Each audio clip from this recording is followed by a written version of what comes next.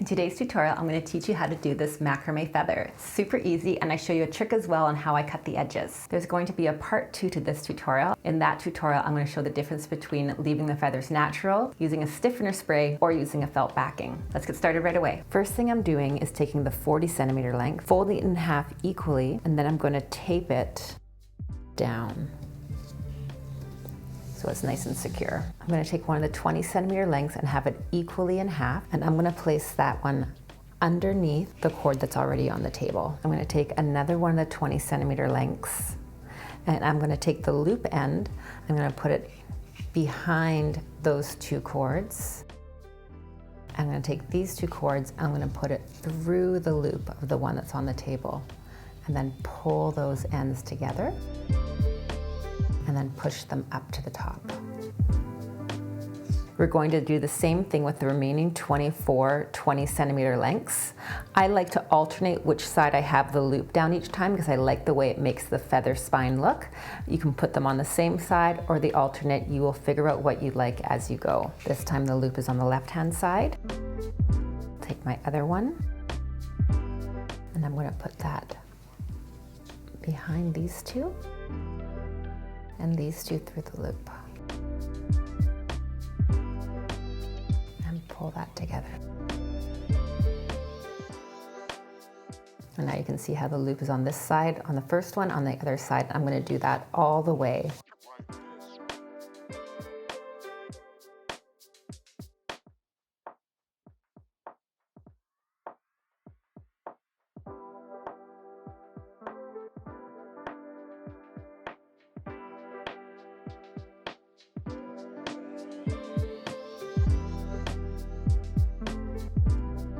The next step is to comb out the feathers. I like to use a dog brush. I find this is the most effective way of separating the strands. I like to hold down the area of the spine so I don't pull the strings out of place.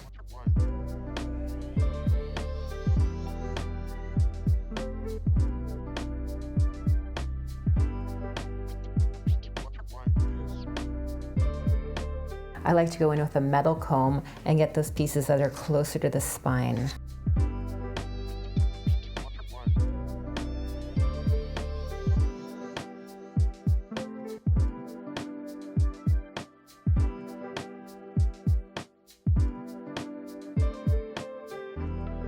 Now I like to comb the feather into the direction that I like the feathers to lay before I cut them.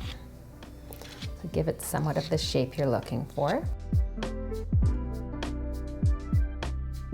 Now I'm going to show you a trick for how I like to trim the edges.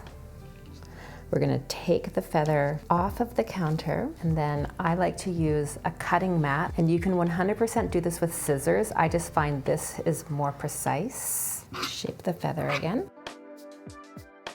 I like to use a rotary cutter for this next part. It's just really easy to make it nice and precise. You can get this from a sewing store or craft store. I'm just going to start at the bottom, and I'm going to hold the feather as I make a shape here. And you just cut this around.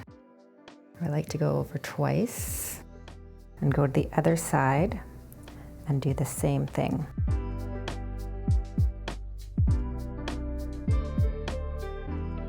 Pull all those little bits away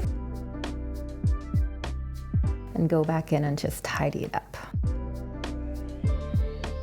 You can see I did not do a very good job of keeping these even on each side, so I'm going to go back in with my rotary cutter and I'm going to trim this side.